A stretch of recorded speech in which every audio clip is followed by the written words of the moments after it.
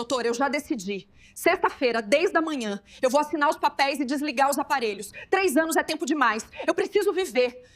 Laura desligou o telefone e sentiu algo estranho. Não era culpa, era alívio. Finalmente ia acabar. Finalmente, ela ia ser livre de Rafael. Mas o que Laura não sabia é que aquela decisão ia revelar um segredo que mudaria tudo. Um segredo que Rafael guardou até o último momento de consciência. Um segredo que ia fazer Laura se arrepender de cada julgamento, de cada palavra, de cada pensamento dos últimos 3 anos. O acidente tinha acontecido numa sexta-feira de março, há 3 anos. Rafael estava voltando para casa de moto quando um caminhão perdeu o controle e invadiu a pista. Traumatismo craniano grave. Coma profundo. Os médicos foram diretos com Laura desde o primeiro dia. As chances de ele acordar eram quase zero. Quase zero não é zero. Então, Laura ficou. Nos primeiros 6 meses, ela foi todos os dias sem falta. Chegava no hospital às 7 da manhã, antes de ir para o trabalho. Conversava com Rafael, como se ele pudesse ouvir. Contava sobre o dia, sobre as contas que chegavam, sobre como a casa estava vazia sem ele. Segurava a mão dele até ficar dormente. Chorava escondida no banheiro do hospital para ninguém ver. Mas 6 meses viraram 1 ano. E a esperança que Laura carregava começou a pesar. Pesava nos ombros quando ela acordava sozinha. Pesava no peito quando entrava naquele quarto de hospital. Pesava na alma quando olhava para aquele rosto que era de Rafael, mas que não era mais Rafael. 1 ano virou 2. E Laura começou a perceber algo terrível. Ela estava morrendo junto com ele. Tinha 29 anos quando casou. Agora tinha 31 e não tinha mais nada. Sem marido de verdade, sem filhos, sem planos, sem futuro. Apenas um presente congelado de quartos brancos e máquinas respirando por alguém que nunca mais ia respirar sozinho. As visitas começaram a diminuir, de todo dia para 3 vezes por semana, depois 2, depois 1, depois a cada 15 dias. Laura não fazia isso por maldade, fazia por sobrevivência. Cada vez que entrava naquele quarto, uma parte dela morria, e ela já não tinha muitas partes sobrando. A mãe de Rafael, Dona Helena, não entendia, ou não queria entender. Ela ia todos os dias sem falta, levava flores frescas, lia a Bíblia em voz alta para o filho e toda vez que via Laura no corredor, fazia questão de deixar clara sua decepção. Só mais 1 mês, Laura. Milagres acontecem. Não desista do meu filho. Mas já eram 36 meses de só mais 1 mês. 36 meses de milagres que nunca chegavam. Foi no 2º ano que Laura voltou a trabalhar tempo integral. Precisava pagar as contas do hospital, as contas de casa. Precisava sobreviver. E foi no trabalho que ela conheceu Daniel. Ele era do setor de marketing, recém-transferido. Gentil, engraçado, presente. Tudo que Rafael não podia mais ser. Daniel a convidou para tomar café. Laura disse não. Ele insistiu na semana seguinte. Laura disse não de novo. Na 3ª vez, ela pensou, por que não? Apenas um café. O que tem de mal em apenas um café? O café virou almoço. O almoço virou jantar. E Laura, pela primeira vez em 2 anos, riu de verdade. Sentiu borboletas no estômago. Sentiu-se viva. A culpa veio como uma avalanche. Laura passava as noites acordada pensando, que tipo de pessoa eu sou? Rafael está ali lutando pela vida e eu estou aqui saindo com outro homem? Mas a verdade é que Rafael não estava lutando. Rafael já tinha ido embora. O que estava naquela cama de hospital era apenas um corpo mantido vivo artificialmente. E foi aí que algo dentro de Laura quebrou. Ou talvez se libertou. Ela não sabia mais. Ela começou a ver Daniel com mais frequência. Não era amor, não era paixão, era conforto. Era sentir-se humana de novo. Era lembrar que ela ainda tinha 31 anos, que ainda tinha vida pela frente, que ainda podia ser feliz. As enfermeiras do hospital começaram a reparar. Sônia, do turno da tarde, cochichava com as colegas quando Laura passava pelos corredores. A esposa do 304 mal vem mais. Já tá saindo com outro. Coitado do Rafael. Ele trabalhava tanto, dava tudo pra ela. E ela abandona ele assim. Laura ouvia os sussurros, sentia os olhares de julgamento queimando a nuca, mas estava cansada demais para se importar que eles pensassem o que quisessem. Eles não estavam vivendo a vida dela. Quando Rafael completou 3 anos em coma, Laura tomou a decisão final. Ia assinar os papéis de desconexão dos aparelhos. Ia deixar Rafael ir embora de verdade. Ia seguir em frente. A mãe de Rafael ficou sabendo e apareceu no apartamento de Laura batendo na porta até ela abrir. Você vai matar meu filho. Você vai ter que viver viver com isso pro resto da vida, Deus vai te punir. Laura fechou a porta na cara da sogra sem responder. Desabou no chão e chorou. Mas não era choro de arrependimento. Era choro de exaustão. Os irmãos de Rafael ligaram furiosos. Assassina. Interesseira. Você só quer o dinheiro do seguro. Você nunca amou ele de verdade. Laura bloqueou os números um por um. As amigas de Laura ficaram divididas. Algumas apoiaram. 3 anos é muito tempo. Você merece ser feliz. Outras se afastaram em silêncio, deixando claro o julgamento sem precisar falar. Apenas Daniel ficou firme ao lado dela. Você está fazendo a coisa certa. Rafael não ia querer você presa assim. Você tem direito de viver. Laura marcou o procedimento para sexta-feira, 10 da manhã. O Dr. Cardoso, neurologista de Rafael, preparou os documentos. Laura, legalmente você tem todo o direito. Rafael não tem atividade cerebral significativa. O corpo funciona apenas pelos aparelhos. Não há sofrimento. Mas preciso que você tenha absoluta certeza. Eu tenho certeza, doutor. Os dias até sexta-feira foram os mais longos da vida de Laura. Não conseguia comer, não conseguia dormir. Não era culpa exatamente. Era algo mais complexo. Alívio misturado com horror. Liberdade misturada com peso. Na quinta-feira, véspera do procedimento, Laura foi ao hospital pela última vez. Precisava se despedir. Entrou no quarto 304 devagar, como se estivesse invadindo um lugar sagrado. Rafael estava lá, exatamente como sempre esteve. Olhos fechados, rosto magro, mas sereno, peito subindo e descendo no ritmo da máquina. Laura sentou na cadeira ao lado da cama e segurou a mão dele. Desculpa, Rafael. Eu tentei. Eu juro que tentei. Mas eu não posso mais. Eu preciso viver. Amanhã acaba. Desculpa se eu sou fraca. Ela beijou a testa dele e saiu sem olhar para trás. Na sexta-feira, Laura acordou às 5 da manhã. Não tinha dormido direito. Tomou banho, vestiu roupa preta simples, não se maquiou. Parecia que estava indo para um funeral. E estava. Daniel ofereceu para ir junto, mas Laura recusou. Isso era algo que ela precisava fazer sozinha. Chegou ao hospital às 9h30, meia hora antes. O Dr. Cardoso a esperava na recepção com uma pasta de documentos. Dona Helena estava sentada num canto, rosto inchado de tanto chorar. Quando viu Laura, não disse nada. Apenas olhou com ódio misturado com desespero. Laura, antes de subirmos, confirmo mais uma vez. Você tem certeza absoluta? Tenho, doutor. Subiram em silêncio. Laura, o médico, 2 enfermeiras e um advogado do hospital. Dona Helena subiu atrás, rezando em voz baixa. Quando entraram no quarto 304, tudo estava preparado. Aparelhos ligados, documentos prontos, apenas esperando a assinatura final. O doutor Cardoso explicou o procedimento. Primeiro desligamos o respirador artificial. Depois, os outros aparelhos de suporte. O processo é indolor. Em minutos, o coração para naturalmente. Laura pegou a caneta. A mão tremia tanto que mal conseguia segurar. Assinou o primeiro documento. Depois, o segundo. Estava prestes a assinar o terceiro quando a enfermeira Sônia entrou correndo, ofegante, com um envelope amarelo na mão. Doutor Cardoso, desculpa interromper, mas isso é urgente. Encontramos no armário pessoal de Rafael. Estava lacrado com instruções para ser aberto apenas em caso de desconexão. O médico pegou o envelope e olhou para Laura. Está endereçado a você. Laura pegou o envelope com dedos trêmulos, escrito com letra de Rafael. Para Laura. Abrir apenas se eu não acordar. Ela rasgou o envelope. Tirou várias folhas manuscritas. Começou a ler. E o mundo desabou. Minha Laura, se você está lendo isso, significa que eu não voltei. Significa que o acidente me levou para sempre. E significa que chegou a hora de você saber a verdade que eu escondi porque te amava demais. Há 4 anos, descobri que sou estéril. Completamente estéril. A zoospermia. Os médicos foram claros. Eu nunca poderia ter filhos biológicos. Fiquei devastado, mas decidi não te contar. Você sempre quis tanto ser mãe. Não queria destruir esse sonho. Há 3 anos e meio, você veio me dizer que estava grávida. E eu soube, Laura. Soube que não era meu. Soube que você tinha me traído. Meu mundo acabou naquele momento, mas não te confrontei. Não gritei, não xinguei, não terminei. Porque eu te amava. E porque sabia que se tinha traído, era porque eu não estava sendo o marido que merecia. Mergulhei no trabalho. Horas extras absurdas. Viagens constantes. Qualquer coisa para não ter que olhar para você e ver a mentira. E você interpretou isso como abandono. Achou que eu não te amava mais. E então, você perdeu o bebê. Vi você se destroçar com aquele aborto espontâneo. Você chorou nos meus braços noite após noite. E eu te consolava enquanto morria por dentro. Porque sabia que aquele bebê não era era meu, mas não podia te contar. Não podia adicionar mais dor. Depois do aborto, você terminou o caso. Eu sei porque contratei um detetive. Sei tudo, Laura. Sei que era o Daniel do seu trabalho. Sei que durou 6 meses. Sei que você tentou me contar várias vezes, mas não teve coragem. E sei que você me amava. Mesmo traindo, me amava. Só não era suficiente. Planejei te confrontar 1000 vezes. Planejei o divórcio. Planejei gritar. Planejei fazer escândalo. Mas toda vez que olhava para você, via a mulher que eu amava. E não conseguia. Então fiz uma coisa terrível. Peguei todo o dinheiro que tínhamos economizado. Todo. As economias, os investimentos, até o dinheiro da venda do meu apartamento de solteiro. Eram quase 800 mil reais. E doei tudo. Doei para 3 orfanatos. Para crianças sem família. Porque se eu não podia ter filhos, e se o filho que você esperava não era meu, pelo menos eu podia fazer diferença na vida de crianças que precisavam. Deixei instruções no testamento. Você não vai receber nada, Laura. Não porque quero te punir, mas porque já doei tudo antes de morrer. Não há seguro de vida. Cancelei. Não há herança. Não há nada. Se está lendo isso, significa que pediu para desligar os aparelhos. E eu entendo. 3 anos é muito tempo. Você tem direito de seguir em frente. Você tem direito de viver. E eu te liberto. Mas agora, sabe a verdade. E a decisão de me deixar ir não é mais sobre ser cansada ou egoísta. É sobre saber que eu sabia. Sempre soube. E mesmo assim te amei até o último segundo de consciência. Seja feliz, Laura. Você merece. Mas saiba que te amei mais do que você nunca saberá. Adeus. Rafael Laura soltou as folhas. Elas caíram no chão como folhas mortas. As pernas falharam e ela desabou. O grito ficou preso na garganta, mas o choro veio violento, sacudindo o corpo inteiro. O Dr. Cardoso pegou as folhas do chão e começou a ler, o rosto ficando cada vez mais pálido. Dona Helena arrancou as folhas da mão dele e leu também. Quando terminou, olhou para Laura não mais com ódio, com pena, profunda e dolorosa pena. Você traiu meu filho? A voz era um sussurro quebrado. Laura não conseguiu responder, só conseguia chorar. O médico pediu para todos saírem. Ficaram apenas ele e Laura no quarto. Laura, o procedimento está marcado, os documentos estão assinados. Mas à luz dessa informação, você quer reconsiderar? Laura olhou para Rafael na cama. O homem que ela traiu. O homem que soube da traição e continuou amando. O homem que doou toda a fortuna para órfãos em vez de deixar para ela. O homem que a perdoou sem nunca dizer que havia algo a perdoar. E Laura percebeu. Nos últimos 3 anos, enquanto todo mundo a julgava por querer desligar os aparelhos, a verdadeira vilã sempre foi ela. Rafael não era um peso. Rafael era uma vítima. Vítima de um amor tão grande que escolheu sofrer em silêncio. Toda a raiva que Laura sentiu nos últimos anos, toda a impaciência, todo o ressentimento desabou sobre ela como avalanche. Tinha culpado Rafael por abandoná-la emocionalmente. Tinha achado que ele não se importava mais. Tinha usado isso para justificar a traição. E agora descobria que Rafael sempre soube, sempre sofreu e sempre amou. As horas extras, as viagens, o distanciamento, não era desamor, era dor. Era um homem destruído tentando sobreviver, sabendo que a esposa tinha traído e engravidado de outro. E mesmo assim, ele ficou. Mesmo assim, não gritou, não humilhou, não expôs. Apenas amou. Laura se levantou cambaleante, aproximou-se da cama e segurou o rosto de Rafael com as 2 mãos. Desculpa, desculpa, desculpa. A palavra saía como ladainha, como oração desesperada. Eu sou tão idiota, tão egoísta. Você sabia e me perdoou e eu te culpei. Eu te culpei por tudo. Achei que você tinha me abandonado quando na verdade fui eu. Sempre fui eu. O Dr. Cardoso colocou a mão no ombro dela. Laura, você precisa decidir. Vamos continuar ou não? Laura olhou para os aparelhos, olhou para a assinatura nos documentos, olhou para Rafael e disse as palavras mais difíceis da vida. Não, não vamos desligar. Eu vou ficar, vou esperar. Mesmo que demore mais 3 anos, mesmo que demore 10, vou ficar, porque ele ficou por mim quando eu não merecia. Agora é minha vez. Dona Helena, que escutava do lado de fora, entrou chorando. Abraçou Laura pela primeira vez em 3 anos e as duas choraram juntas, 2 corações destruídos tentando se recompor. Laura ligou para Daniel naquela tarde. Não posso continuar. Preciso cuidar do meu marido. Preciso estar aqui. Daniel tentou argumentar, mas Laura foi firme e pela primeira vez em 3 anos soube exatamente o que estava fazendo. Nos dias seguintes, Laura voltou ao hospital todos os dias. Conversava com Rafael sobre tudo, pedia perdão repetidamente, contava sobre o arrependimento que a consumia. Jurava que ia passar o resto resto da vida compensando. Vendeu o carro para pagar fisioterapeutas particulares. Trocou de emprego para um que pagava mais, mesmo sendo mais longe. Parou de sair, parou de ver amigos. Vivia para Rafael e algo mudou. Laura percebeu que pela primeira vez não estava ali por obrigação. Estava por amor. Por aquele amor que só aparece quando você perde tudo e entende o que tinha. 3 meses depois, numa terça-feira comum, enquanto Laura lia em voz alta, algo aconteceu. Os dedos de Rafael se mexeram. Apenas um tremor leve, quase imperceptível. Laura congelou. Chamou a enfermeira. Chamaram o médico. O Dr. Cardoso examinou Rafael extensamente. A atividade cerebral nova. Ele está voltando. Laura não acreditou. Chorou agarrada na mão dele. Ele está voltando. Meu Deus, ele está voltando. Levou mais 2 semanas. Progressos minúsculos. Um movimento, uma piscada, até que numa sexta-feira, exatamente 3 meses e 2 semanas depois do dia que ia ser a desconexão, Rafael abriu os olhos. Laura estava no quarto. Viu os olhos abrirem lentamente, focarem nela, reconhecerem. Rafael? A voz era sussurro tremido. Ele tentou falar, mas a garganta estava seca. Laura molhou os lábios dele com água. E Rafael disse a primeira palavra depois de 3 anos e 3 meses. Laura. Ela desabou. Abraçou ele com todo o cuidado do mundo, chorando tão forte que o corpo tremia. Eu li. Sussurrou no ouvido dele. Eu li a carta. Eu sei. E sinto tanto. Você não merecia. Você nunca mereceu. Passei 3 anos culpando você quando a culpada sempre fui eu. Rafael levou dias para recuperar a fala. Quando conseguiu frases inteiras, chamou Laura para sentar. Eu ouvi tudo. Não sei quando comecei, mas ouvi. Ouvi você desistindo. Ouvi você dizendo que ia desligar. Ouvi você saindo naquela quinta dizendo adeus. E tentei acordar, Laura. Tentei com cada fibra do meu ser, porque não queria morrer te deixando com culpa. Como você pode me perdoar? Porque te amo. Sempre amei. Mesmo sabendo da traição, te amei. E agora, vendo o que fez nos últimos 3 meses, vendo você lutar por mim quando não precisava mais, te amo ainda mais. A recuperação de Rafael levou meses. Fisioterapia intensiva, terapia ocupacional, psicólogos. Laura estava em cada sessão, em cada exercício, em cada lágrima de frustração. Fizeram terapia de casal. Rafael contou sobre a dor de saber da traição e não falar. Laura contou como se perdeu na solidão e tomou a pior decisão da vida. Não foi fácil. Teve dias que a raiva voltava. Rafael lembrava da traição e fechava a cara. Laura lembrava de como se sentiu abandonada e se defendia. Mas persistiram. Porque amor não é sentimento. Amor é escolha que você faz todos os dias. 2 anos depois do despertar, renovaram os votos. Cerimônia pequena, apenas família e amigos reais. Quando o padre perguntou se Laura aceitava Rafael para sempre, ela respondeu com certeza que nunca teve antes. Sim, para sempre. Nas máquinas e fora delas. Na consciência e no coma. Eu fico. Sempre fico. Call to action. 50